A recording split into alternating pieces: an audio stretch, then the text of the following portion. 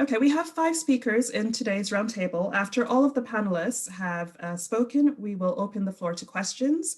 You can pose questions at any point during today's roundtable by using the Q&A function, which is at the bottom of your screen. You can also upvote each other's questions to give our chair an indication of the popularity of the question. You can also ask your question live. To do so, please use the raise hand function, which is at the bottom of your screen, but not during the actual talk, just during the Q&A session, please. That will give our chair an indication to unmute your mic so that you can ask your question directly. And so with that, I now hand you over to Professor Gorrara. Thank you very much, Rochelle. It's a great pleasure today to be moderating and chairing this roundtable panel with 5 panelists. I'll begin by introducing each panelist individually, and they will speak with between 8 and 10 minutes. We will then have hopefully about 25 minutes for a discussion. So thank you very much to our panelists, and I'll now introduce them in the order in which they will be speaking. Our first speaker is Councillor Dan Diath, who is currently Lord Mayor of Cardiff and Councillor for the Plasnewydd area of Roath. Our second speaker is Dr. Heather Cateau, who is lecturer in Caribbean history and Dean of the Faculty of Humanities and Education at the University of the West Indies, St. Augustine in Trinidad. She's president of the Association of Caribbean Historians. Welcome to Heather. Our third speaker is Dr. Thomas Leahy, who's lecturer in British and Irish politics and contemporary history in the School of Law, Politics and International Relations at Cardiff University. He researches on Northern Ireland conflict and Irish republicanism. Welcome to Dr. Leahy. Our fourth speaker is Professor Sven Saaler, who's Professor of Modern Japanese History and Director of the Graduate Programme in Global Studies at Sophia University in Tokyo. And he's researched public statutory in Japan for many years. Welcome to Professor Saaler. Our fourth and final speaker is Professor David Clarke, Professor of Modern German Studies in the School of Modern Languages here in Cardiff at the university, and he researches politics of memory in Germany and Europe. So thank you very much to our 5 speakers in advance, and I'll now hand over to Councillor Diath to begin our short 8 to 10 minute presentations on the topic of this roundtable. Thank you.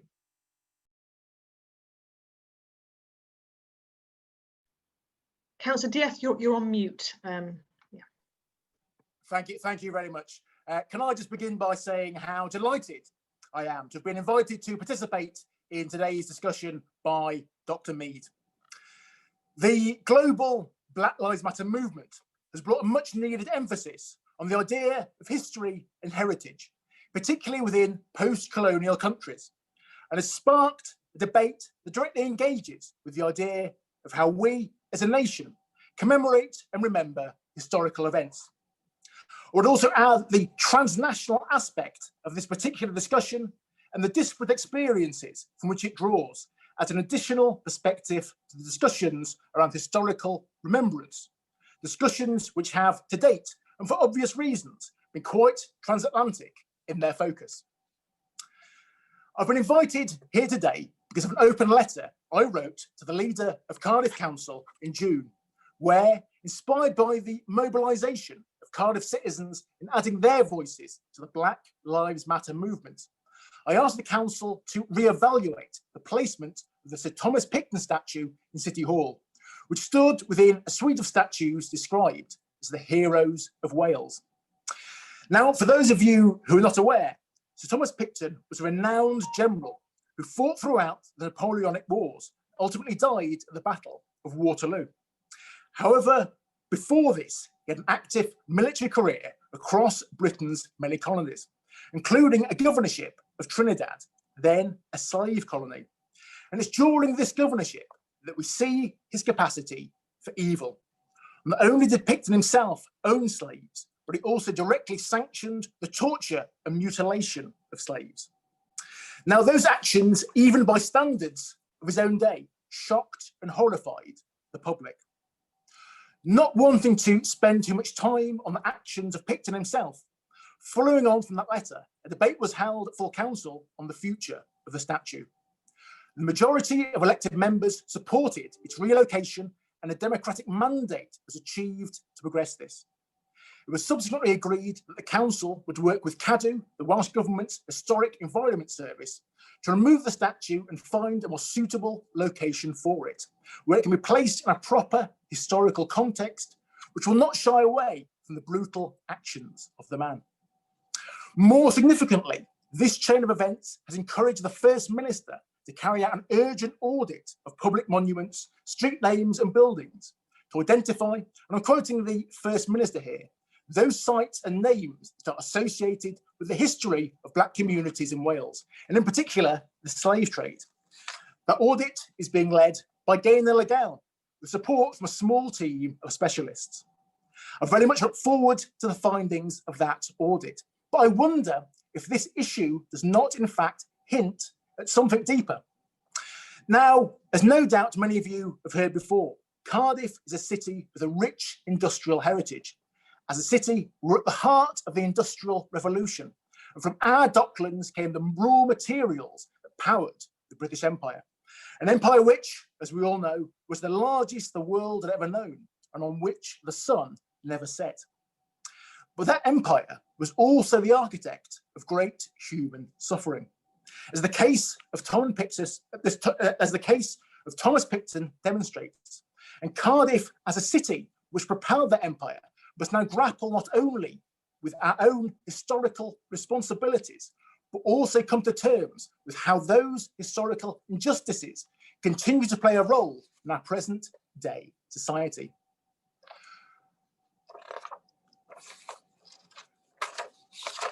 The problem with historical commemoration is not that it documents periods of history we would now rather forget, but that it all too often represents a perception of history that reflects an unequal social power dynamic of the time.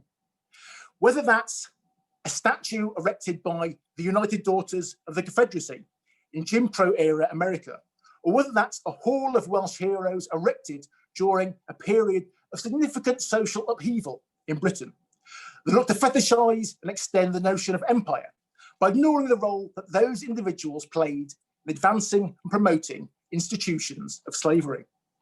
That's why I'm so pleased we've chosen to honour Betty Campbell, the first Black head teacher in Wales, with a statue.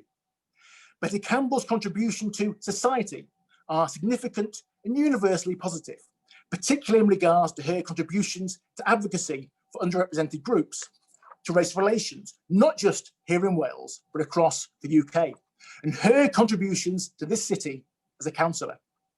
Because when future generations look back at this period of history, they will ask, who did they commemorate? Who do they feel was worthy of recognition? And perhaps more importantly, they will ask why? Why that person above all others? So let me finish with this. Our decisions about historical memorialisation are not just about the past. They are as much about the message we choose to send into the future. I believe the legacy we should leave to future generations should be that 2020 represented a significant milestone in the arc of justice. Despite everything that was happening in the world, from the coronavirus pandemic, the climate crisis, and a US election that will shape the future of Western democracy, 2020 represented a time when large parts of our society began to acknowledge its historical injustices and decided to build a better world for the future. Thank you. Thank you, Mr. Diaz. A very, very powerful speech. Thank you very much for that.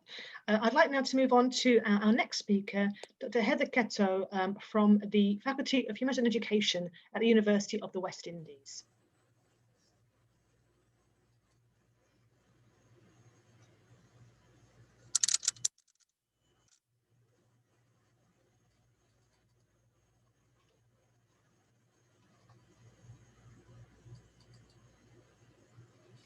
Good morning. Let me first say thank you to the organizers for inviting me to share with you a bit about the Caribbean. I describe the Caribbean as being in the middle of a process of becoming. Now, what makes us different? The Caribbean can be described as a scene of contestation, international contestation, if we take Trinidad, my island, as an example, we were quote unquote discovered by the Spanish, colonized by the French, captured by the British. We have a history of cursive systems like the encomienda system, the enslavement system, the indentureship system. These are at our very foundation. With independence, political power was grasped from the white elite. However, this was only formal decolonization. In the Caribbean, we carry a double burden. Historical figures and places were part of an imperial project to keep us in subjectivity. By design, these figures and representations were mostly external to the region. They were imported, and they are symbols of subjugation. We therefore have to walk our own freedom journey in our region. We are a diverse, multi-ethnic society in which several ethnicities and races coexist peacefully. We have adopted each other's cultural vestiges. Our culture has been described as a Creole culture. However, we have not fully reckoned with our past. This is why I describe us as being in a process of becoming, of us entering another phase in our nationhood.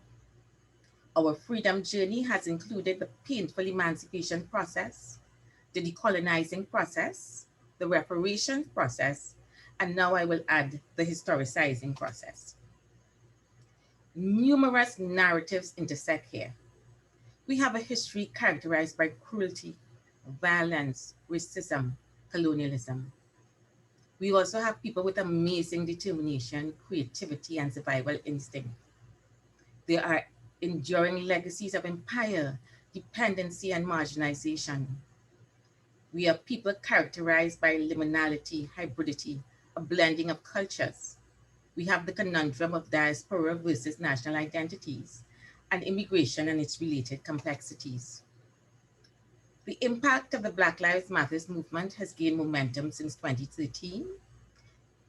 We follow these events closely throughout the Caribbean. However, the reaction in the Caribbean must be contextualized within a regional conversation and a campaign of our own, which even predates independence.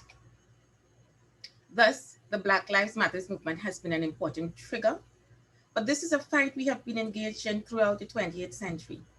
Protests for change have peaked in the 1930s, the 1970s, and in Trinidad more recently in 2020. I want to go into a bit now the nature of the discussions we have had. Our communities have proven to be resilient to the process of decolonization, especially symbolic decolonization. The fact is, independence has not brought the extent of transformation we hoped for.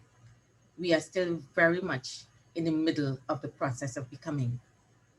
The role of museums and monuments and other cultural vehicles have not been sufficiently and actively engaged by the population or the government. It has been primarily used as a tourist attraction as opposed to being used for community empowerment. The public discourse has concentrated on statutes and the renaming of more visible, what I call ceremonies of possession. An idea of some of the discussions in our public domain, renaming our national awards, renaming the names of the halls on the university campus, removal of the Columbus statue, renaming of Picton Street in Trinidad, removal of Lord Nelson statue in Barbados, removal of Queen Victoria statue in Guyana, removal of Admiral Rodney's statue in Jamaica, this issue of Saaler in Martinique and Guadeloupe, and of course, Empress Josephine statue in Martinique. There have been requests for a tribunal to identify monuments and names which have to be replaced. Just to give you an idea of some of the coverage, the campaign against Picton was very much covered in our press. This is from one of our television stations. This is coverage from one of our newspapers. However, in Trinidad, a lot of the contestation is around Columbus. And again, this is from one of our newspapers. And if you look closely, you would see that the statue has been defaced and it has been defaced several times. Other discussions, they are called to remove all monuments which reflect a racist history. They are called to remove all colonial monuments, not just Columbus.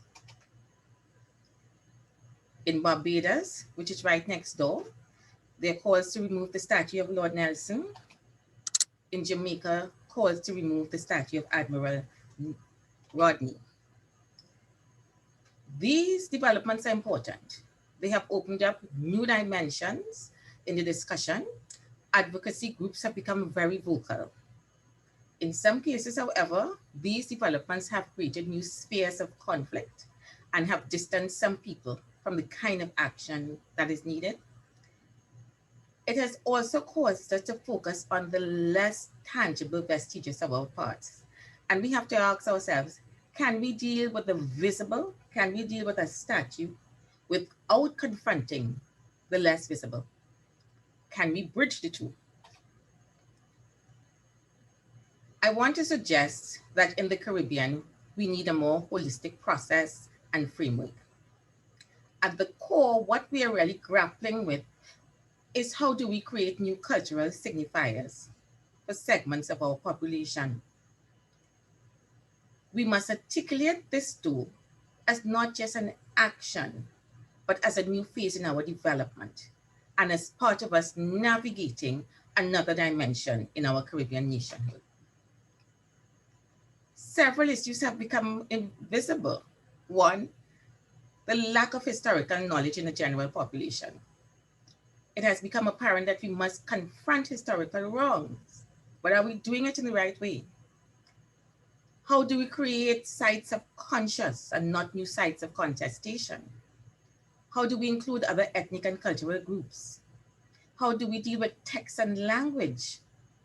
How do we take that additional step of activating history, creating real public dialogue? How do we make the connection to the challenges we face today? How do we deal with trauma?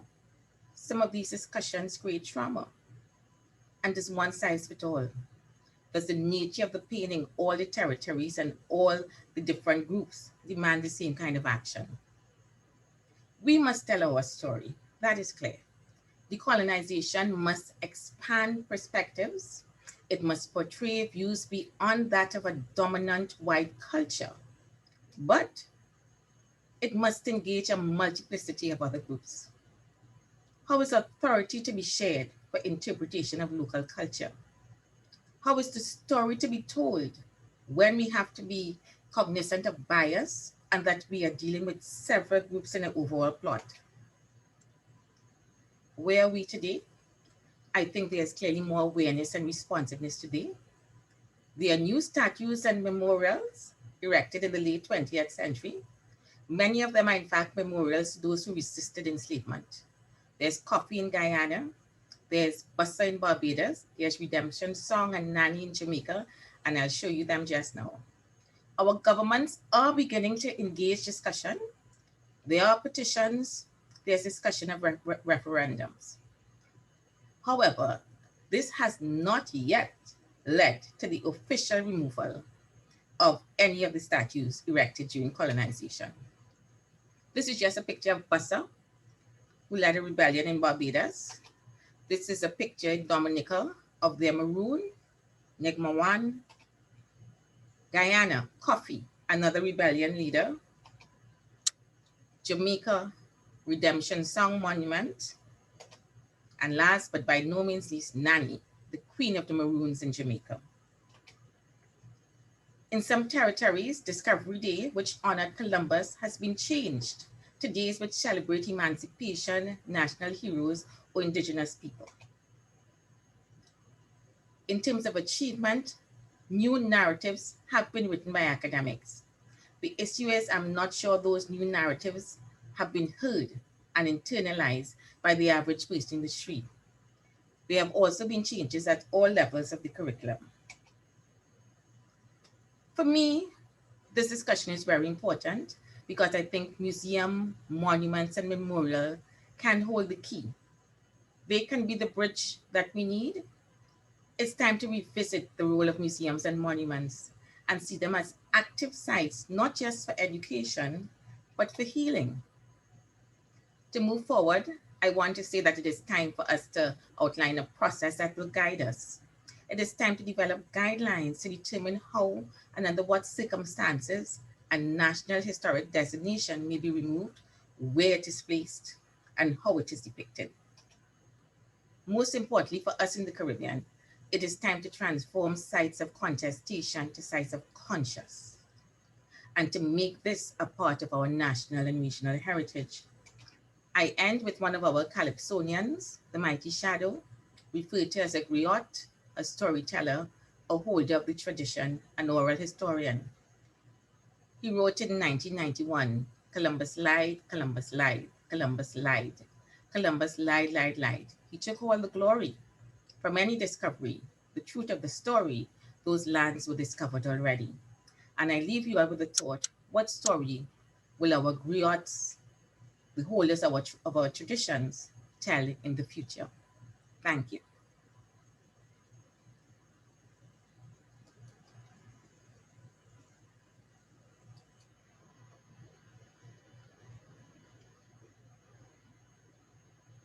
Thank you for a very powerful presentation, Dr. Cateau. I think your call for sites of conscience, I think, will resonate very much with the discussion today, and I'm sure with the questions.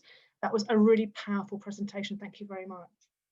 I now want to move on to our colleague, Dr. Thomas Leahy, and ask him and invite him to give his presentation. Thanks very much, Claire, and many thanks for the organisers for arranging this important panel and for inviting me to speak. Just bear with me 1 second. I'm just going to share my slides. Okay, just put it into slideshow. So I'm going to be speaking about the politics of monuments and memorials in Northern Ireland. And I thought a good place to start when talking about Northern Ireland is quite recently in December 2012 with Belfast City Council. And Irish nationalists and Irish Republicans, so these people are those who believe in Irish unification and seek Irish unification, alongside the non-aligned Liberal Alliance Party, voted on Belfast City Council to restrict the flying of the British Union Jack over Belfast City Hall to 18 days a year, which is actually in line paralleling UK government guidelines. But British Protestant Ulster Unionists in Northern Ireland, so these are people who seek to keep Northern Ireland in the UK, said that this act demonstrated the Irish Republican, and this is a quote from them, cultural war against Britishness, end quote. So thereafter, for 1 year, a minority British Protestant Unionists protested outside Belfast City Hall, what was called the flag protest. Nonetheless, the Democratic majority in Belfast City Council have sustained these new rules, and most Ulster Unionist Protestant councillors have accepted the democratic decision.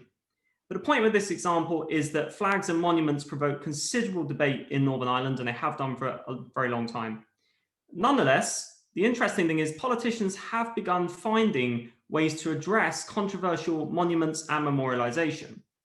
And partly power sharing in Northern Ireland means that either no politically divisive monuments can exist in shared spaces, or monuments must represent both Irish nationalist or British Unionist perspectives in shared spaces. Now, I completely accept whilst Northern Ireland has some, somewhat unique features, it does provide some ideas, which I'll talk about today, for elsewhere on dealing with contested memorialisation. But I thought we'd just start, for anyone new to Northern Ireland conflict, quick background. So as a general background, Northern Ireland formed in the 1920s during the British partition of Ireland. It consists of 6 counties, which you can see on the map, which when put together, they formed a predominantly Ulster Unionist British Protestant state. And these British Protestants who lived in Northern Ireland feared Irish independence under an Irish Catholic majority at that time would lead to discrimination against them. But to keep Northern Ireland British and Protestant, however, Ulster Unionist British Protestants in Northern Ireland used their new devolved government in Belfast from the 1920s to discriminate politically, socio-economically, and culturally against the Irish Catholic minority who lived in Northern Ireland. A predominantly Irish Catholic civil rights movement then emerged in the 1960s based on the United States model. But the Protestant Unionist state resisted, fearing that the civil rights movement, in their view, was a United Ireland front and plot. What then emerged from the street clashes was a sizable minority of Irish Catholics supporting a resurrected Irish Republican Army, or abbreviation IRA, armed campaign for Irish reunification and Unionist Protestant resistance against that. The conflict then lasted from 1969 to 1998. It killed over 3,600 people, over 40,000 people were injured, and bear in mind that's a population of just around about no more than 1.2 million during the conflict. In my view, the conflict ended in a stalemate situation, and this led to the 1998 Good Friday Peace Agreement, which created power sharing between Irish nationalists and Ulster-Unionists in Northern Ireland. And essentially, power sharing means that nothing is agreed until everything is agreed. And this, would also encompass things like memorialisation. But we've seen in recent years, memorialisation controversies continue. And one example we've already talked about with the Belfast City Hall flag protests. I'm just going to use a couple of other examples. So another memorialisation dispute, a bit different from just statues and monuments, actually involves, in this case, what's called the Raymond McCreesh Play Park. So McCreesh was an Irish Republican prisoner who died on hunger strike in 1981, opposing the British government's criminalisation of IRA prisoners. In 2001, the Irish Republican-dominated Newry and Mon District Council, right by the border with the Republic of Ireland, allowed a play park in Newry to be named after McCreesh. Now, Unionist parties, who are in the minority on that council, they were outraged about this, and they considered McCreesh was, quote, a terrorist, end quote. In reverse, Irish Republicans argue that McCreesh was a freedom fighter. Using a couple of other controversies, the Orange Order is a British Protestant fraternity organisation. It celebrates via annual marches historical British Protestant successes over Irish Catholic rebels from the 1600s. Following riots over the marches over many decades, the Parades Commission was created in Northern Ireland as part of the Peace Agreement in 1998. And the idea with the Parades Commission is that it would decide where controversial Orange Order or Irish Republican parades could march in terms of location. And just as a background with this, some of these parades are very contentious because they enter areas where local people don't like them, they despise them for what they celebrate. Now, some Unionist politicians claim recent restrictions on Orange marches further highlights what they call Irish Republican attacks on Unionist British culture. But in reverse, Irish Republicans say restrictions are vital and they ensure parades do not enter Irish nationalist areas where they spark anger and often spark riots as well. Another example is some of the murals you'll find, particularly in city areas of Belfast and Derry as examples. So some murals that remain demonstrate divisive memorialisation too. These are a couple of examples since 1998. So for instance, murals in some British Protestant areas of Belfast eulogise Protestant paramilitaries as community defenders, despite their victims often being Irish civilians. So they're not liked for that reason, obviously, by the Irish community. Murals portraying Oliver Cromwell, this is an example from the early 2000s. Oliver Cromwell is a radical Protestant ruler of England and Ireland in the 1650s. In some of the Protestant areas, murals like this are portraying Cromwell as a liberator. These are offensive to Irish Catholics who see Cromwell as a sectarian tyrant. Elsewhere, on the other hand, on the screen you can see Republicans have murals as well. So Irish Republican murals here, for example, represent IRA members as freedom fighters, as community defenders. Yet for British Unionists, they see the IRA as undemocratic and in their view as a terrorist organisation. Now, political and communal pressure in each community encourages these respective political leaders to allow some of these divisive murals and monuments in these areas. Having said this, some controversies have been politically resolved since '98. Let's talk about the McCreesh Play Park, going back a little bit again. That's in a predominantly Irish Republican area, so political opposition has generally dissipated to that issue. And the nature of power sharing is key here because it ensures in Northern Ireland that Irish nationalists and Ulster Unionists have the power of veto over divisive memorials that are put in shared spaces, so where both communities can be. Even one example of things that seem to work relatively well is the Parades Commission. It does continue and is generally accepted. At times there are some controversial decisions, but generally it's been accepted by all communities. The Belfast City Hall flag protest that we started with, they've also declined, and partly because the Union Jack still flies on particular days, including on the Queen's birthday. And Irish Republicans in Belfast City Council Hall and Stormont, which is Northern Ireland's parliament. So that's the big white building you can see on one of the pictures. Irish Republicans have also tolerated statues there remaining, such as to Edward Carson, who you can see on the big monument before the parliament. Edward Carson was a Protestant Unionist architect of partition. Unionist politicians in return have accepted Irish Republican Lord Mayors at Belfast, putting the 1916 Easter Rising proclamation of Irish independence against British rule in the mayoral office when Irish Republicans are holding that position, and they would put that alongside royalist British portraits. In shared spaces in Belfast Centre, neutral images have also begun to appear. So an example on the screen is the giant fish that was constructed near the River Lagan in Belfast, and that represents the salmon of knowledge from Irish mythology. With murals we talked about, most of these are in areas where the local community and the local politicians there generally want them. So you're not going to find murals in Northern Ireland praising IRA members in Protestant Unionist British areas, for example. Murals associated with history and peace have begun to emerge as well in recent years. And another interesting thing is the Irish Republican and also Ulster Protestant ex-prisoner associations for the paramilitary groups also now offer tourists joint guided mural tours of both areas to try and give their kind of joint perspectives of the communities in Northern Ireland. Interesting data is from the Northern Ireland Life and Times survey, one of the biggest surveys in Northern Ireland, and that's found that only 13% of British Unionists and 18% of Irish nationalists feel intimidated by each other's paramilitary murals. So what this is telling us is that most people in Northern Ireland seem to accept each community having their own memorialisation, provided, and that's the key bit, provided they are kept in designated areas where the local people want them. And a further sign that Northern Ireland is actually increasing plurality in shared space memorialisation is seen as over 60% of Irish Catholics and British Protestants believe their cultural identities are being respected across Northern Ireland by 2019. So just to finish off, a couple of concluding thoughts. So I completely accept Northern Ireland is somewhat unique with memorialisation. And in particular, we need to remember here that burnouts of mixed city areas and streets in Belfast in particular in the 1960s meant that a lot of communities are often divided from each other. And Northern Ireland also has enforced power sharing governing decision making. Nonetheless, Northern Ireland does show that memorialisation representing all sections of society can emerge if, first, there are political avenues for all communities to share their perspectives and shape policy.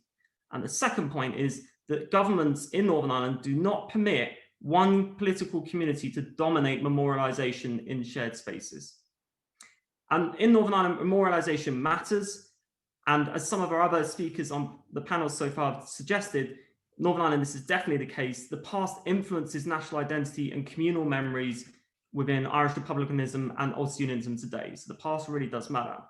But crucially, yes, there are disputes, but there are political outlets available for people to air grievances about memorialisation and try to reach agreements where possible. And I think it's quite interesting if we contrast, take an example of the Bristol Colston statue in England. You know, the past there did not represent diversity in Bristol today.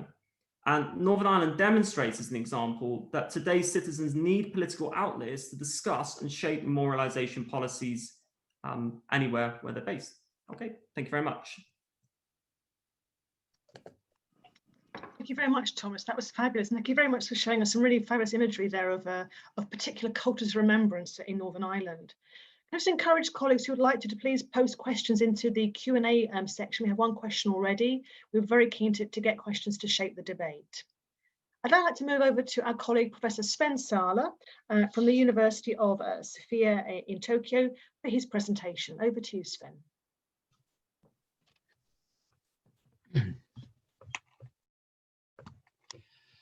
Yes, thank you, and good evening from Tokyo. Thank you for inviting me to this roundtable on the role of monuments and statues in the modern world. I just published a book on the public statuary of modern Japan, the cover of which you can see here now on the screen. And although 10 minutes might be a little bit challenging, let me try to summarize some of my main findings.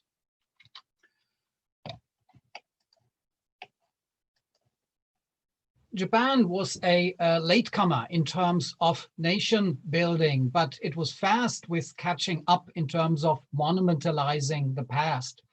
Nation building in Japan began after the overthrow of the feudal government known as the shogunate in an event called the Meiji Restoration. Shortly after this Meiji Restoration of 1868, statues of historical personalities and of representatives of the nation were set up all over the country.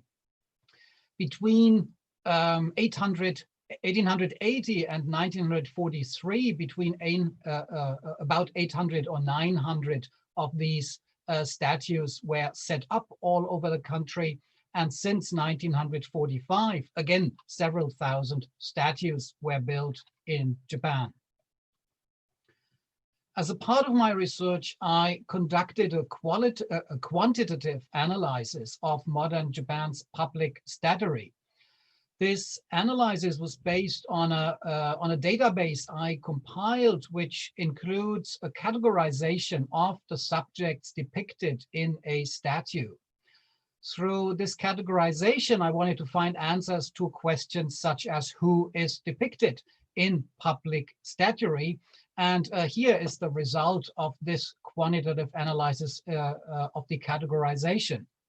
And in the remaining time, I want to introduce some examples from the three most frequent categories here, namely first, statues of imperial figures. Secondly, statues of daimyo or feudal lords of pre-modern Japan. And third,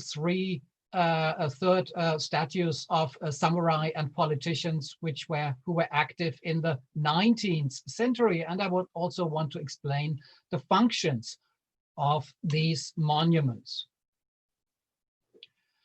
Although relatively few in overall number in the early stages of statue building, the majority of monuments depicted figures related to the Japanese imperial house.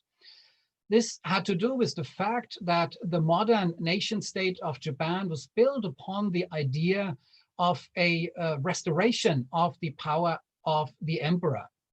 However, the reigning emperor was never depicted in Japan's statuary. References to imperial power were always made indirectly by depicting ancient or sometimes even mythological figures. The very first statue built in Japan in 1880, which you can see here on the photograph on the left, showed, for example, a semi-legendary figure, an imperial warrior called Yamato Takeru. He reminds a little bit of King Arthur, of whom some of you might have heard. He reminds of King Arthur because we don't exactly know whether he actually existed or whether he is a purely mythological figure. Definitely a mythological figure is Japan's first emperor, who allegedly was the great-great-grandson of the sun goddess and the founder of the Japanese empire in 660 BC, as the imperial household agency still defines the origins of the current Japanese imperial dynasty until today officially. If not anything else, then at least the BC in this official dating of the foundational event of Japan must be, let's say, confusing. Nevertheless, several statues of this first legendary emperor of Japan were built since the 1890s, such as the one here on the photo on the right. For those who viewed these monuments, they did think they looked at a historical figure because that's what they were taught before World War II, for example, in Japanese schools. A second type of a common statue was that of the loyal warrior, usually from the medieval period. The medieval period in Japan was generally dominated by the warrior clans, Japan's military aristocracy, but not by the imperial court. Statues from this category of the medieval warrior therefore had the function to underline the tradition in inverted commas, of loyalty to the emperor, even within the warrior class. This was, of course, completely made up fake news, so to say, but deeply rooted fake news until the end of World War II, when the Japanese were intensively indoctrinated with this idea of loyalty to the emperor. As you can see, for example, from the pictures here on the screen, this statue of a 14th century warrior was so popular that it frequently figured on journal covers, in advertisement here for toothpaste, and even on the Japanese currency at one point. The third category of statues that were very common in the public sphere in Japan were showed those political activists who were involved in the overthrow of the shogunate in the 1860s and the following Meiji Restoration. The activists behind this series of events today are considered the founding fathers of the modern nation, and their monuments figure very prominently in public space. The largest number of public monuments of modern Japan and in contemporary Japan belong to this category. Statues dedicated to these representatives are generally considered uncontroversial until today and are still being set up, as you can see from this example of a unveiling ceremony in the city of Saga in Western Japan in 2017. The toppling of statues, which is a part of the background of today's event, is a quite rare phenomenon in modern Japan, although many statues were highly controversial until they were set up. I could only find one case of a statue violently torn down as a result of political controversies and demonstrations, the statue of a former prime minister named Ito Hirobumi in Kobe, which was destroyed in 1905 following anti-government protests during that year. This incident even made it on page 1 of the New York Times, demonstrating, I suppose, an early interest among Americans in the demolition of statues. This is not to say that there are no controversial statues in Japan today. Here, for example, a statue of a terrorist, a man who was involved in the military coups of the 1930s and in assassinations of politicians in the prehistory of World War II. This statue remains unscrutinized until today. Japan, however, does internationally protest against Korea putting up statues for a group of war victims, usually called the comfort women, women and girls that who were at least partly forced into sexual slavery during World War II. Japan's Ministry of Foreign Affairs worldwide issues protests against the building of such statues, most recently actually in Berlin, because it considers these statues an insult to Japanese national honor. This issue remains highly divisive until today between Japan and Korea. There are also other war memorials that are highly controversial in Japan, and I would like to discuss these in more detail, but I think this is about as much time as was allocated to me, so I have to stop here, but I'm happy to answer any questions you might have in the Q&A session. Thank you for your attention. Thank you, Sven, for unveiling, a very, very complex and rich history in Japan of statuary. Thank you very much. We'll move on to our final speaker for the session, which is Professor David Clarke. If I hand over to you, David. Thanks, Claire, and thanks everyone for your really fascinating presentations. I'm looking forward to discussing them with you. I'm going to be coming in at a slightly probably unusual angle, seeing as the focus of a lot of what we've been talking about early on in the event has been very much relevant to monuments and memorials in relation to colonialism and the recent debates that we've been having in the UK, but elsewhere. I'm going to be talking about what I call agonistic interventions around disputed memorials, which I know sounds a bit jargonish, but I'm hopefully going to explain what the jargon is all about. Well, if I can get the thing to move on to the next one, there we go. So this terminology of agonism comes out of some previous work. I was part of a European Horizon 2020 funded research project called Unsettling Remembering and Social Cohesion in Transnational Europe, or UNREST, which was working with this theory of agonistic memory. And my colleague Anna Bull and I, during that project, made some comment about the debates that were going on around Rhodes Must Fall, and also in relation to Confederate statues in the US, trying to think about how our theoretical framework might apply there. More recently, Anna and I have published an article, which you can see there in Constellations, which talks about the possibility of what we call agonistic interventions around public commemorative art, so monuments and memorials of various kinds. I'll explain very briefly what exactly we mean by agonistic memory. This is a term that Anna and her co-writer Hans Lager Hansen of the University of Aarhus first described in their article of 2016 on agonistic memory. In this article, they set out what they define as three different approaches to the politics of memory. The first of which they define as cosmopolitan memory. They say that cosmopolitan memory is focused on identifications with the suffering of victims. So that is the primary thing which is being commemorated. And they point to the model of Holocaust memory in Europe as being a sort of paradigmatic for this approach to memory.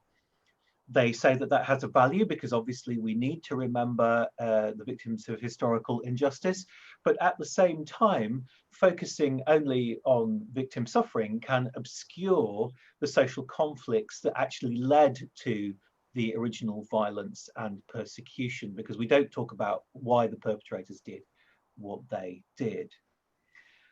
Hans and Anna also point out that currently we are seeing many challenges to the dominance of cosmopolitan memory in Europe, particularly with the rise of new populist parties from the right, who claim that these kind of cosmopolitan memories are excluding other kinds of more nationalist memories focused on pride, and who argue against the consensus that cosmopolitan memory has established. This is what Hans and Anna called antagonistic memory, and what characterizes antagonistic memory models is that the people who propose them make an exclusive claim to truth about the past, and that these antagonistic forms of memory are often bound up with implicit or explicit desires to silence, to stigmatize, to disqualify other perspectives. So what do we do then when we have antagonistic memory actors challenging the cosmopolitan memory discourse? Hans and Anna in that article propose a new model of what they call agonistic memory. Now, agonistic memory, for which they draw on the political philosophy of Chantal Mouffe, proposes that when there is a contestation over the meaning of the past, then we need to foreground what interests are at stake. We need to create a political space where people can express their passionate commitment to different views of the past, while at the same time respecting the legitimacy of the other agonistic actors in that political space. So what is key here, I think, about agonistic memory is not just that it becomes a matter of whose truth about the past is being foregrounded, it's about showing what those different perspectives on the past are, allowing them to express themselves, but also, crucially, to be clear about what those claims about the past have as an impact on the present and future of society. Agonistic memory is all about recognizing that when we are telling a story about the past, then we are making an implicit or sometimes explicit claim on what we think the ideal kind of society should be, so that these are fundamentally ideological conflicts between different visions of how we want our society to be, and the agonistic memory should draw that out. Okay, so very, very briefly, because I haven't got very much time, I'm just going to draw attention to one case study that we looked at in our article, where we were primarily interested in what artists could do around contested memorials to foster a more agonistic form of engagement with the past. Now, the contentious memorial that I've chosen to look at here is one that you perhaps don't think is that contentious at all, because it's actually the Holocaust Memorial in Berlin, also officially known as the Memorial for the Murdered Jews of Europe, which was installed in the early 2000s, really in the center of Berlin. Many of you will have seen it, I'm sure, and is a kind of an expression of Germany's very much cosmopolitan memory, focusing on the suffering of the victims. This becomes a contentious memorial, though, with the rise of new populist right-wing forces, particularly Alternative for Germany. And only a few years ago, the Holocaust Memorial was challenged by a major figure on the right wing of that already right-wing party, a chap called Björn Höcke, who described the Holocaust Memorial as a monument of shame in the center of Germany's capital. Now, Björn Höcke lives in a little place called Bornhagen, which is in Thuringia, a very rural area in eastern Germany, where the Alternative for Germany enjoys a lot of support. He lives in the little wooden house that you can see in the image on the horizon there. And he often extols the virtue, or has extolled the virtue, of Bornhagen as a kind of an alternative vision of how Germany should be, you know, not the urban, in his view, politically correct, sort of red, green, liberal view of Germany, which acknowledges the crimes of the German past, but a rural idyll.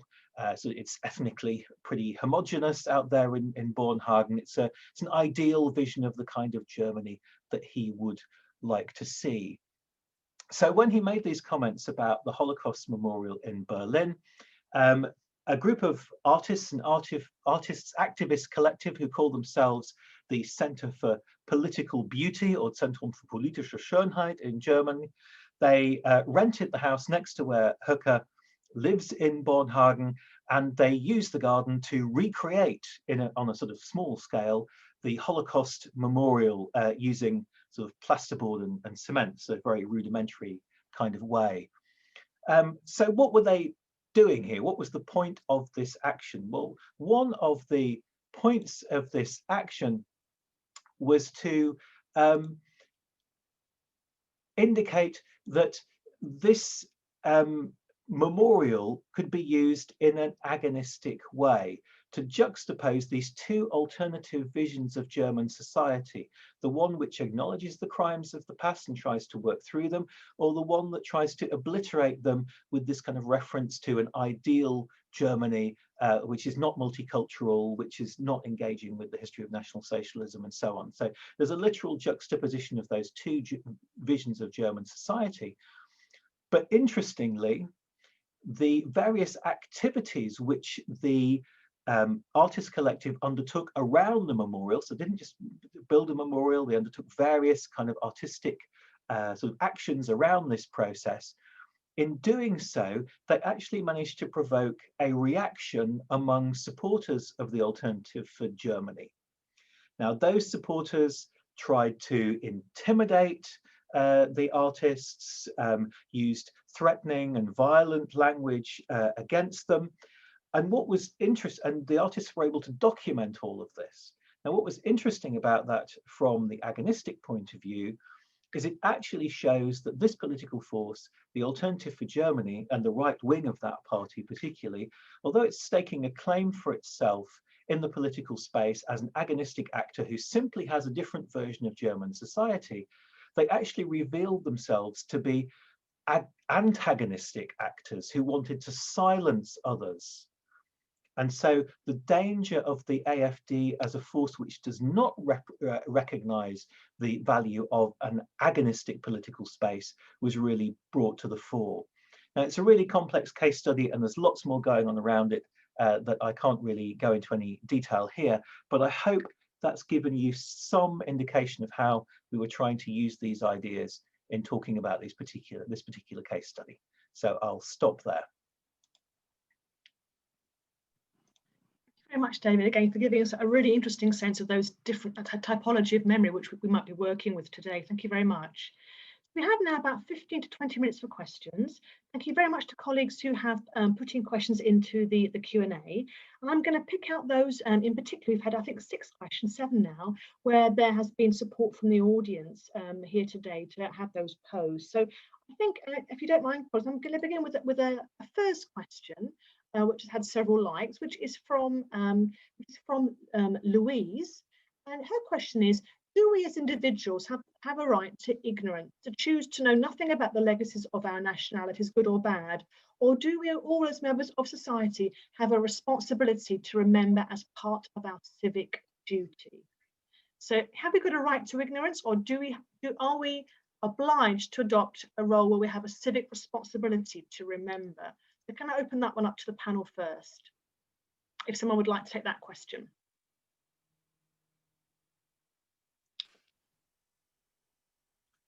I'm happy to say something, Claire, to get us rolling. Please do, David.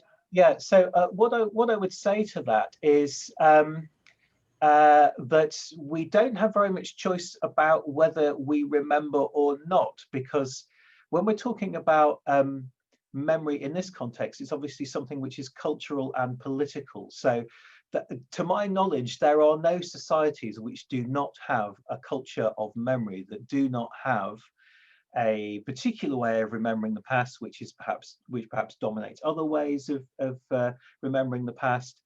And we learn about the past through our social and cultural institutions. So whether we like it or not, we are going to be engaging with some particular view of the past of the societies that we live in. And those views of the past inform, if we're following that perspective I was taking from Chantal Mouffe particularly, those perspectives inform how we conceive of how our society should be. And that's a really, really central issue, isn't it? You know, that if without a debate about how our society should be, we basically do not have politics. We have nothing left to talk about. That's the only important thing, is how we want to organize the way we live together. So I don't think it's a matter of kind of, do we have a duty or not? I just think, how would we avoid it? Would be my basic point. Thank you, David. Thomas or Heather or Sven, do you want to come in here with this particular question? I think, Thomas, would you like to intervene here? Yeah, I don't mind. I think in context, yeah, really building on what David was saying, that from what I was looking at in Northern Ireland, and also Republic of Ireland as well, from history of British rule, that in a sense is partly because it's linked so directly to politics, particularly in Northern Ireland. So, you know, the idea, Michael Dawson talks about this in his work in Northern Ireland, did like the present past.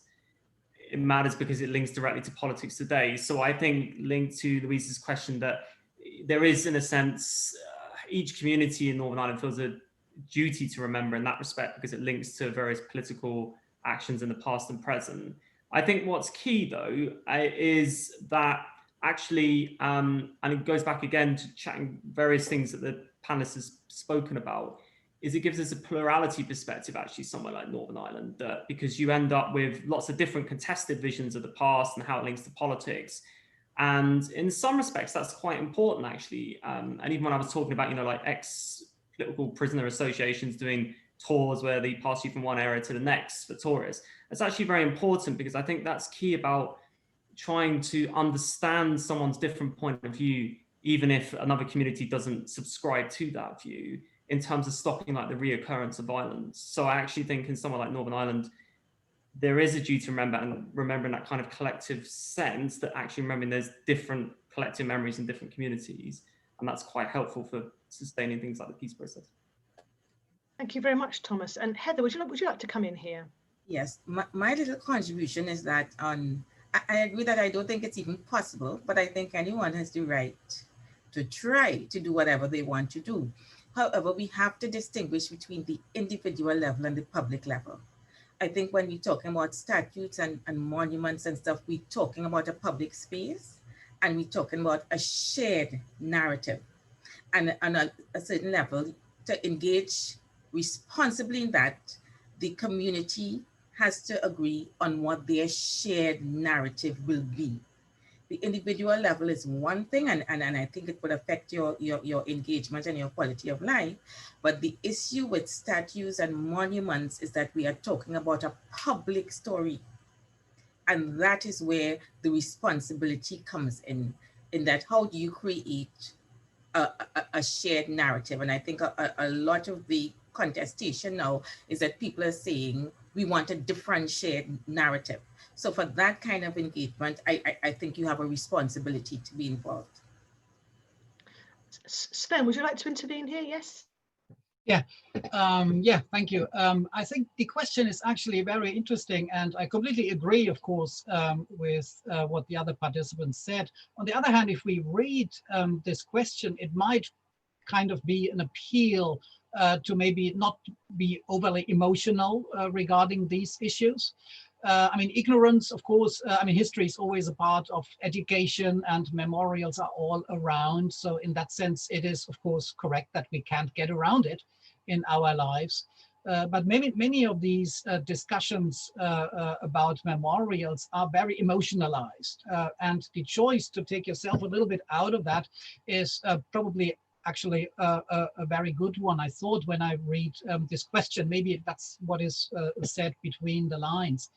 And a reason why memorials are so problematic is, and the councillor said that at the very beginning, that they don't offer enough context, right? So we're speaking about very complex historical questions that we are not even able sometimes to tackle adequately in books with 300 pages.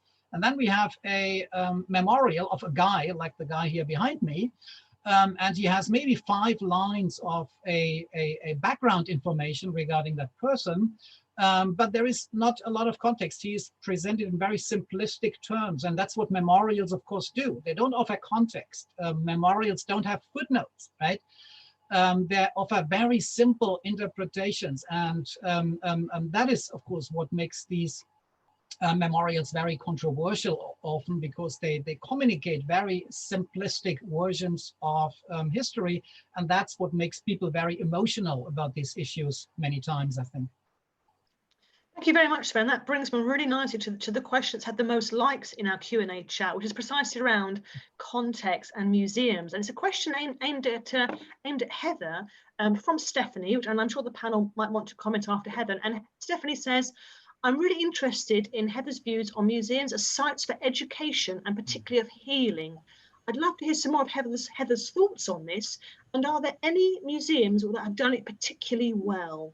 Heather, would you maybe talk about your notion of museums as spaces of education healing, and then examples where you feel that narrative, that shared story has been particularly well presented or evoked?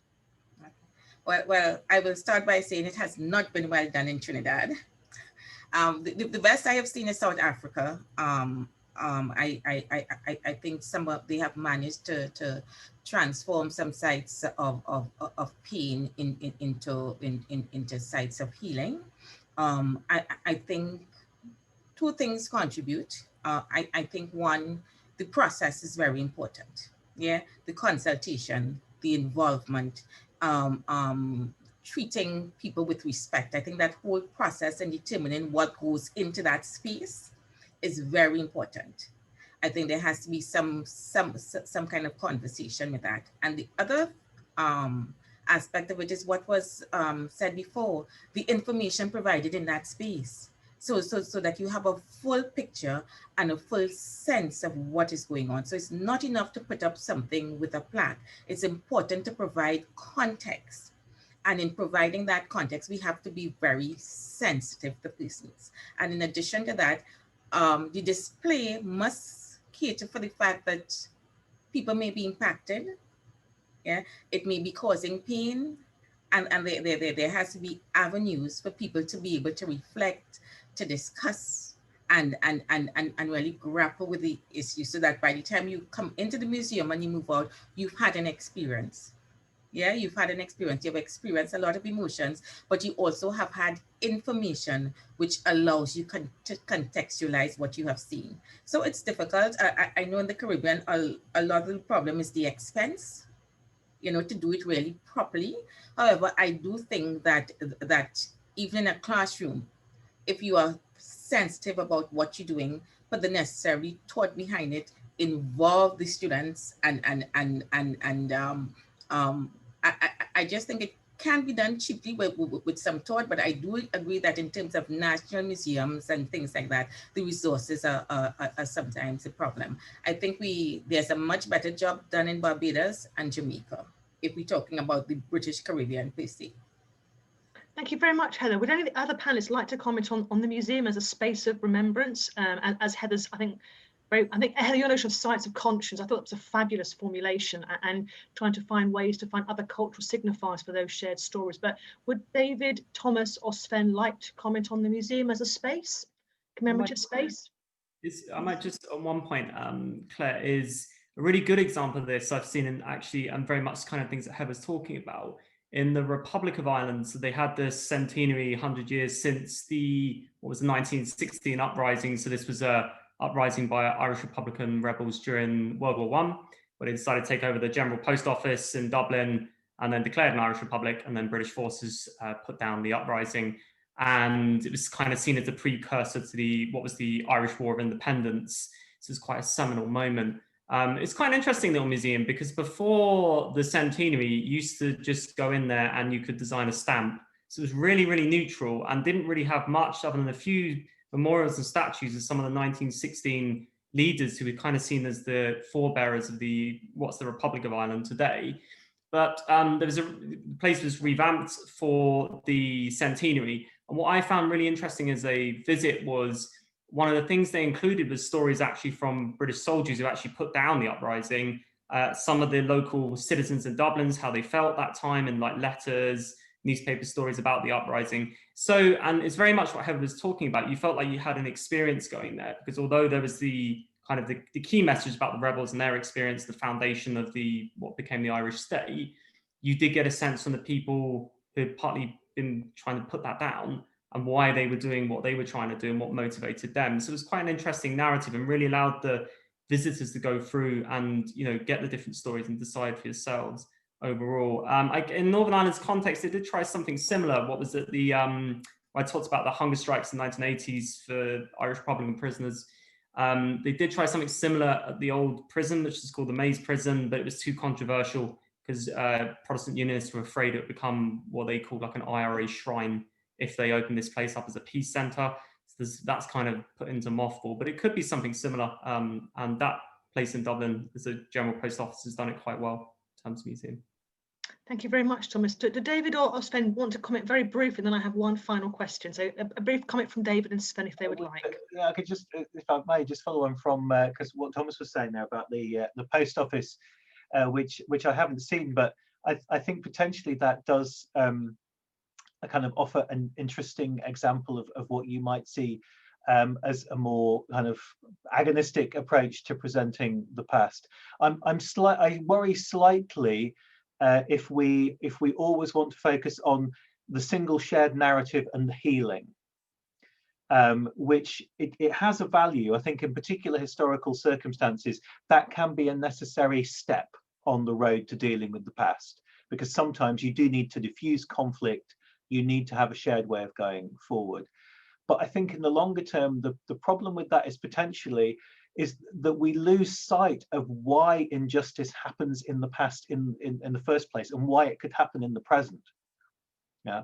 So what Thomas was saying there about, you know, why did the British soldiers do what they do in the context of colonialism? Why did colonialists behave in the way they did? Without honoring those actions, I think it's really important that we maintain a historical memory of why people commit injustice, so that we can so that we can recognise why injustice may be perpetuated in the present.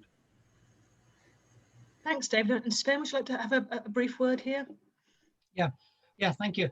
Well, I think overall, if we look globally at museums, there is, of course, a very wide range. There are museums that are clearly only made for the purpose of indoctrination and which don't have a very academic approach to the historical narrative they present.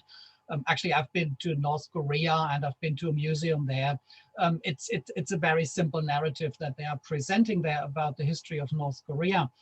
On the other hand, here in Japan, I might connect this to one of the questions that was directed to me. In Japan, what we really have a lack here of is museums dedicated to the role of Japan as a perpetrator in the war, which also connects to what Professor Clarke just said.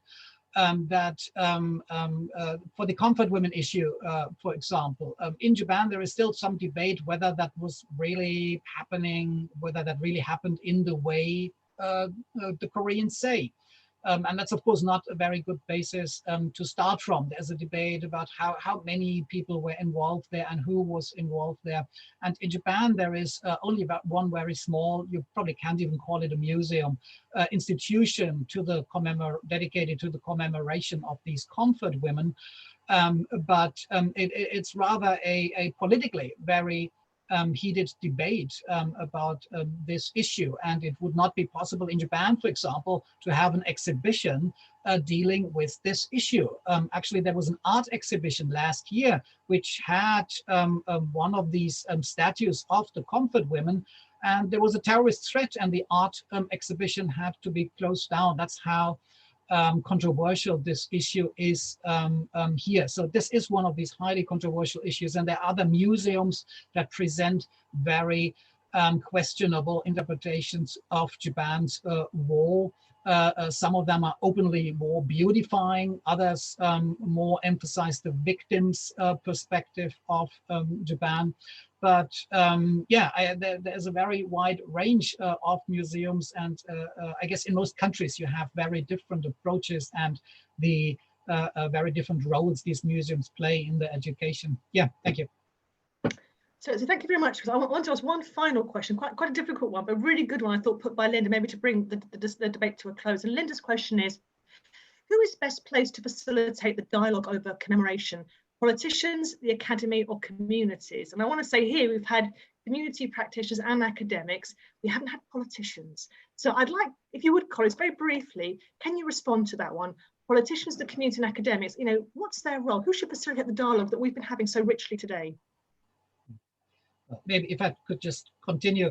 I really think, this is really the difference between history and memory, right? The historians here on this panel, they do history as an academic discipline in a professional way, but memorials aren't really looking very much, as I said before, into the details, and the simplifying of the historical narrative, of course, often is the problem, but the simplifying is usually done, as I think, by politicians. So I think politicians would be well advised if they listened a little bit more to academics in creating narratives, but also to other community members, obviously, who have views about one's own nation or group or classes past. Yeah, thank you.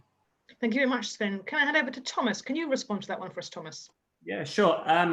I think, linking to what I said really in my presentation, I just think that bringing politicians, academics, and wider civil society together, and maybe sometimes justifiably Northern Ireland gets a lot of bad press, but I actually think with things like memorials and monuments, what I like there is that there's the democratic space put into the political system.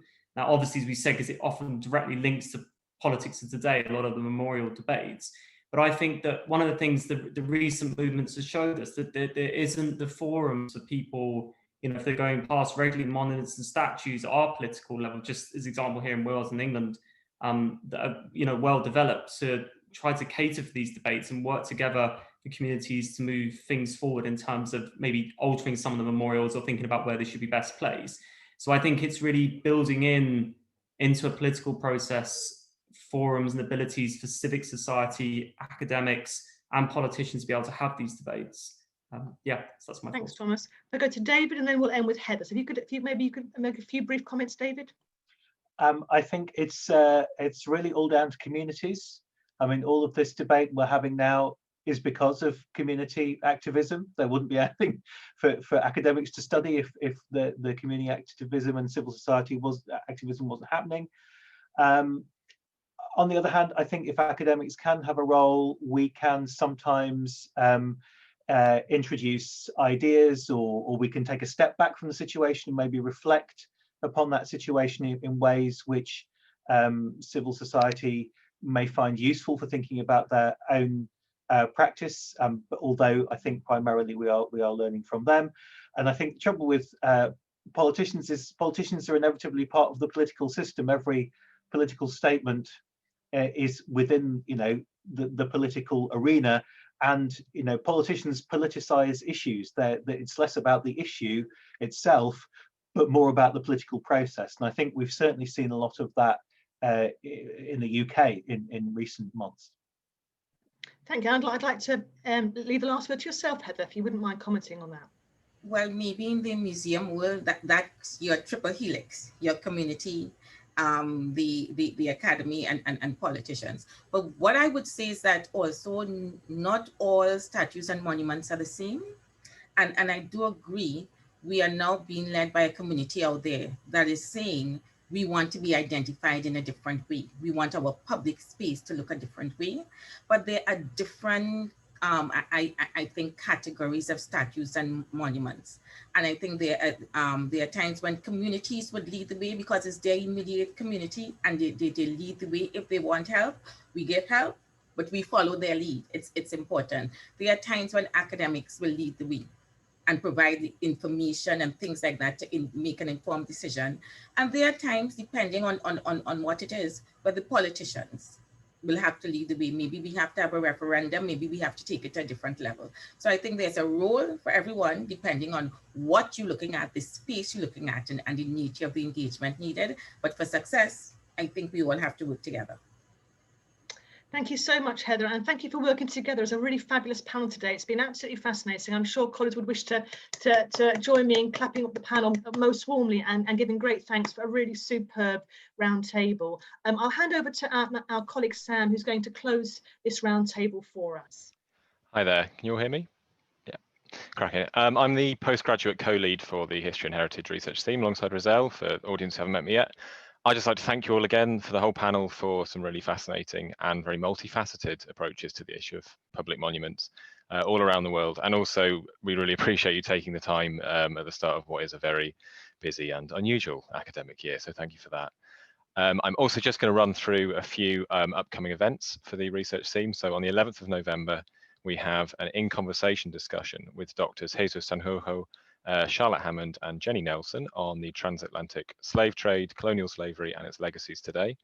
We then have two further In Conversation events, one in December by Dr. Andrew Dowling and Dr. David Fowler on protest and activism, and then one is Dr. Alistair Hemmons and myself talking about the 150th anniversary of the 1871 Paris Commune, which will be in March.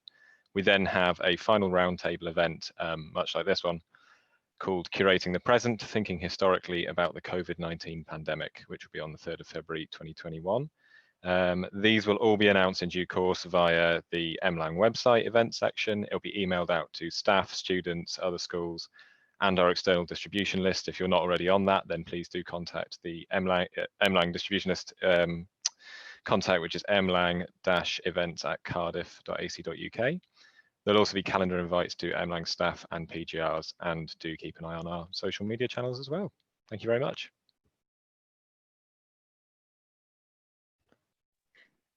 So I think it's goodbye, colleagues. I think we're going to sign off now. Yeah. Thank you very much, and many thanks to our guests. And hopefully we'll carry on with the discussion. Thanks, everyone. Thank you.